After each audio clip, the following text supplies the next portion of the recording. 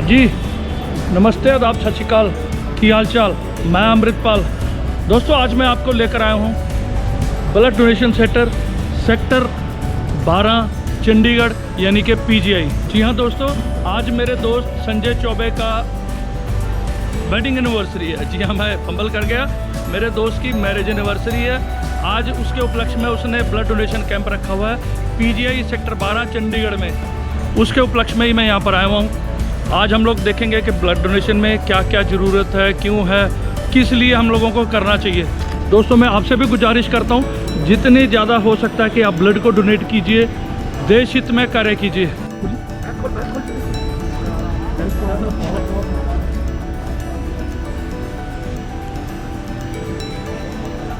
बात है, क्या बात है।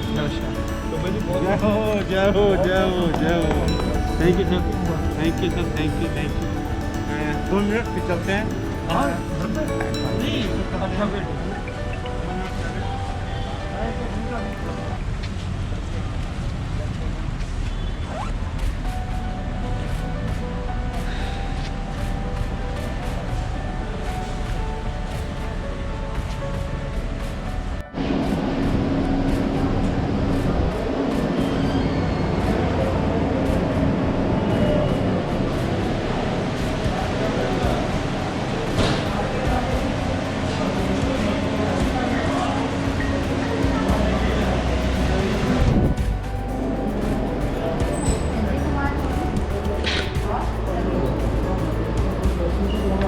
संजय जी, आपने फॉर्म भर दिया? जी, आपने फॉर्म भर दिया? आप भी ब्लड डोनेशन करने वाले हैं?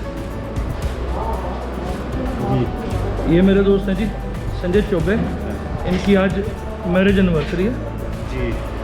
उसी के उपलक्ष्य में इन्होंने ब्लड डोनेशन कैंप जो है ऑर्गेनाइज करवाया।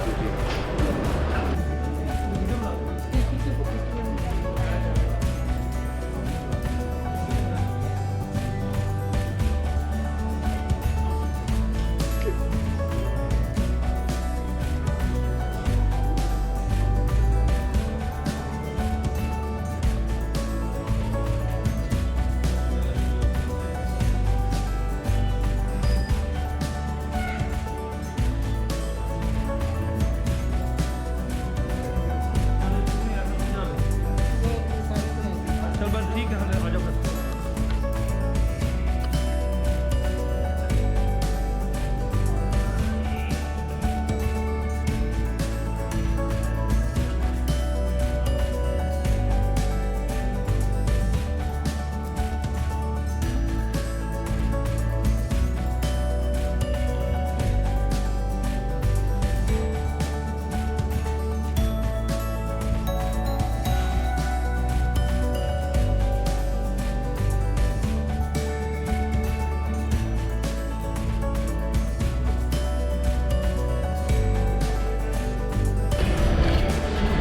मेरे साथ है जी करमजीत सिंह बग्गा।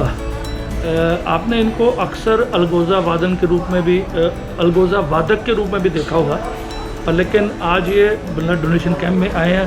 नो डाउट कि इनकी कुछ ऐसी मजबूरियों के कारण ये आज डोनेट नहीं कर पा रहे, पर लेकिन दिल में एक उत्साह है। उन उत्साह को के लेके चलते हुए इनकी एक दिल में चाहत है कि उन ब्लड डोनेशन जो करने वाले जो डोनर्स हैं उनको थोड़ा प्रोत्साहित किया जाए। तो आइए फिर बग्गा जी से बात करते हैं और देखते हैं भी क्या इनके दिल की उमंगें क्या कहती हैं। आइए। हाँ जी, करमजीत सिंह जी बग्गा, सत श्री अकाल, की हाल चाल है जी? सत श्री अकाल जी, सत श्री अकाल। पाजी, आज आप यहाँ पर पहुँचे हैं जी ब्लड डोनेशन कैंप में। जी। बेसिकली क्या कहना चाहते हैं आप दर्शकों के लिए, क्या कहना चाहेंगे? दर्शकों ਨੂੰ मैं ये कहना चाहूँगा, मेरी एक कविता लिखी हुई है जी। मेरे ख्याल ਮੈਨੂੰ ਬਹੁਤਾ ਬੋਲਣ ਦੀ ਲੋੜ ਨਹੀਂ, ਕविता ਦੇ ਵਿੱਚ ਸਭ ਕੁਝ ਹੈ। इरशाद। ਕਹਿੰਦੇ ਜਿਉਂਦੇ ਜੀ ਕਰੋ ਦਾਨ ਖੂਨ ਦਾ ਬਾਅਦ ਮਰਨ ਤੋਂ ਅੱਖਾਂ। क्या बात है जी? ਜਿਉਂਦੇ ਜੀ ਕਰੋ ਦਾਨ ਖੂਨ ਦਾ ਬਾਅਦ ਮਰਨ ਤੋਂ ਅੱਖਾਂ, ਇਸ ਤੋਂ ਵੱਡਾ ਦਾਨ ਨਾ ਕੋਈ, ਸੱਚ ਮੈਂ ਲੋਕੋ ਦੱਸਾਂ। क्या बात है जी? ਨੰਗੇ ਨੂੰ ਤੁਸੀਂ ਦੇਵੋ ਕੱਪੜਾ, ਭੁੱਖੇ ਦੇ ਤਾਈਂ ਰੋਟੀ। जी।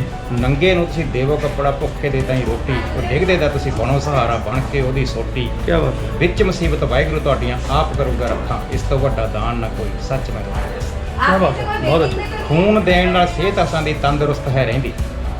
जी। ਖੂਨ ਦੇਣ ਨਾਲ ਸਿਹਤ ਅਸਾਂ ਦੀ ਤੰਦਰੁਸਤ ਹੈ ਰਹਿੰਦੀ। ਕੋਈ ਮੈਂ ਇਕੱਲਾ ਨਹੀਂ ਕਹਿੰਦਾ ਦੋਸਤੋ, ਇਹ ਤਾਂ ਮੈਡੀਕਲ ਸਾਇੰਸ ਵੀ ਰਹਿੰਦੀ। क्या बात है? ਖੂਨ ਦੇਣ ਨਾਲ ਸਿਹਤ ਸਾਡੀ ਨੂੰ ਫਰਕ ਨਹੀਂ ਪੈਂਦਾ ਭੋਰਾ। क्या बात है? ਖੂਨ ਦੇਣ ਨਾਲ ਸਿਹਤ ਸਾਡੀ ਨੂੰ ਫਰਕ ਨਹੀਂ ਪੈਂਦਾ ਭੋਰਾ। ਐਵੇਂ ਸਾਡੇ ਲੋਕਾਂ ਤਾਈਂ ਵੜ ਵੜ ਖਾਂਦਾ ਝੋਰਾ।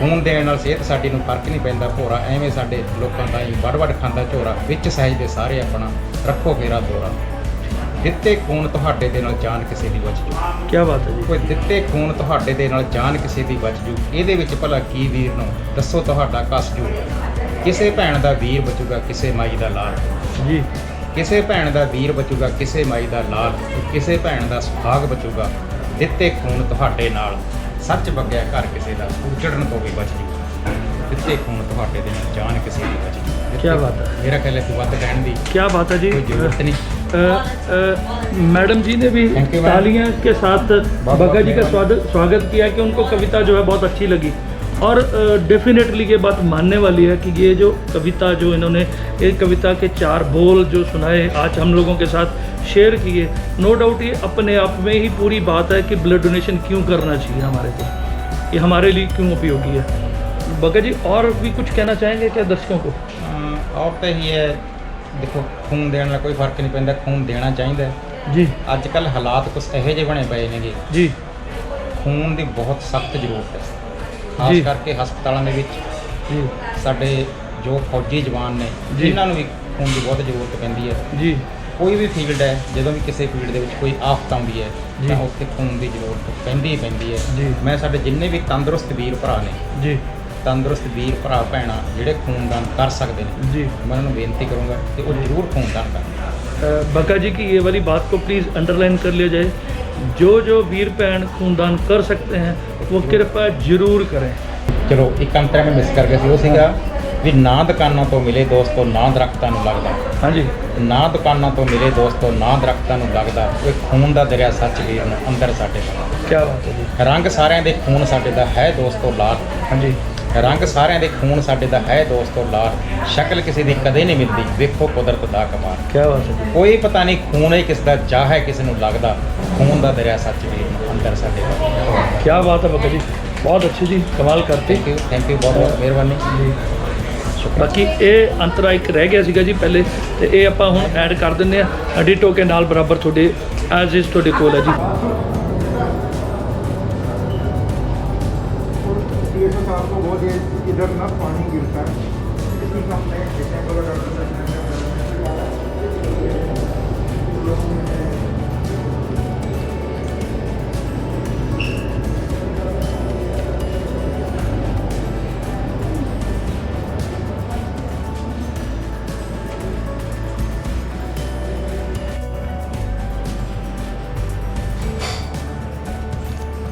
डॉक्टर साहब मैं आपसे बेसिकली यह जानना चाहता हूँ कि जैसे ब्लड डोनेशन के बारे में लोगों के मन में भ्रांतियाँ हैं, एक ऐसा विचार है कि शायद हमारे को कमजोरी आ जाएगी, हम कुछ कर नहीं पाएंगे, तो वो आप क्या कहना चाहेंगे इसके बारे में, मतलब कैसे दूर कर सकते हैं इस चीज़ को। ये बिल्कुल आपने जो प्रश्न पूछा है बिल्कुल इस टाइम में इनफैक्ट भ्रांतियाँ तो पहले भी थी बट अब थोड़ा सा लोगों को और भ्रांतियाँ हैं क्योंकि ये जो महामारी के दौरान कोविड पैंडेमिक के दौरान एक तो लॉकडाउन लगा है, दूसरा लोग कुछ वैसे भी कुछ लोगों को इन्फेक्शन हुआ है, उसके बारे में भी लोग अब कंफ्यूज हैं कि हम अगर ब्लड डोनेट करना भी चाहते हैं क्योंकि हमारे कुछ रेगुलर डोनर्स भी हैं उनको भी इन्फेक्शन हुआ तो उनके दिमाग में भी मन में भी ये विचार उठता है कि मैं दे भी पाऊँगा नहीं दे पाऊँगा या कोई कमजोरी तो नहीं आएगी। तो मैं बिल्कुल क्लियर करना चाहता हूँ कि अगर आप तंदुरुस्त हो चुके हैं कोविड के इन्फेक्शन के बाद 28 दिन के बाद, मतलब जब आपको रिकवर कर गया है उसके 28 दिन के बाद हमारी जो गवर्नमेंट ऑफ इंडिया की गाइडलाइन है आप ब्लड डोनेट कर सकते हैं। हाँ, जब आप डोनेशन के लिए आएंगे हमारे डॉक्टर्स आपको स्क्रीन करते हैं तो स्क्रीनिंग में अगर आप फिट पाए जाते हैं तो आपका हम ब्लड जरूर लेंगे। सो सबसे बड़ी बात यह है और आपको ब्लड डोनेशन के बाद कोई किसी प्रकार की कमजोरी नहीं आएगी, ये हम बात पहले भी कहते रहे हैं। सो 18 से 65 साल के बीच में जो भी स्वस्थ लोग हैं, चाहे वो स्त्री हैं चाहे पुरुष हैं, वो ब्लड डोनेट कर सकते हैं। बट यस, उनको थोड़े जो हमारे ब्लड डोनेशन के मानक पैमाने हैं उन पे खरे उतरना पड़ता है, जो हमारे जब वो डोनेशन के लिए आते हैं तो उसके बारे में उनका टेस्ट या चेकिंग की जाती है उस बारे। सो नंबर एक बात। दूसरी बात ये है कि जो कोविड के जो भ्रांति है कि डोनेशन के बाद कोविड हो सकता है या ब्लड के थ्रू ट्रांसमिट हो सकता है, सो जो भी अभी तक अवेलेबल इंफॉर्मेशन है या एविडेंस है लिटरेचर का, कोविड जो है ना तो ब्लड डोनेशन से होता है, क्योंकि जब हमारे पास डोनर आते हैं तो हम सारे कोविड अप्रोप्रिएट प्रोटोकॉल जो हैं एज पर गवर्नमेंट ऑफ इंडिया की गाइडलाइन के मुताबिक, हैंड सैनिटाइजेशन है, मास्किंग है, डिस्टेंसिंग है, हम सब अपने डोनर्स को ये रिक्वेस्ट करते हैं और वो फॉलो भी होती है। तो उससे कोई कोविड ट्रांसमिशन का कोई रिस्क नहीं है। हमारा स्टाफ भी अप्रोप्रिएट सारे प्रिकॉशंस लेता है। सो फर्स्ट ऑफ ऑल कि डोनेशन से किसी प्रकार का आपको कोविड होने, इन्फेक्शन होने का कोई चांस नहीं है।